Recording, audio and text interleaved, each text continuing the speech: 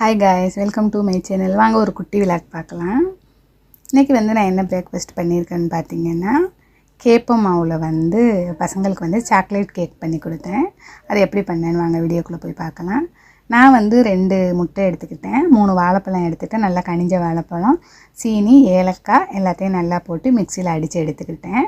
Next பார்த்தீங்கன்னா கேப்ப மாவையும் சேர்த்து நல்லா மிக்ஸ் பண்ணி எடுத்துக்கிட்டேன். கொஞ்சம் ஆயில் சேர்த்து அதையும் மிக்ஸ் பண்ணிக்கிட்டேன். இந்த தவா பார்த்தீங்கன்னா அங்கே வேளாங்கண்ணி போயிருந்தப்ப அங்கே சர்ச்சுக்கிட்ட உள்ள கடைகளில் தான் இது வாங்கினோம். இது இரும்பில் செஞ்சது. இது நான் யூஸ் பண்ணாமே வச்சுருந்தேன். பார்த்தா ரொம்ப அப்படியே அந்த இரும்புலேருந்து தூசி விலங்குல அந்த தூசியில் ரொம்ப இதாக இருந்துச்சு.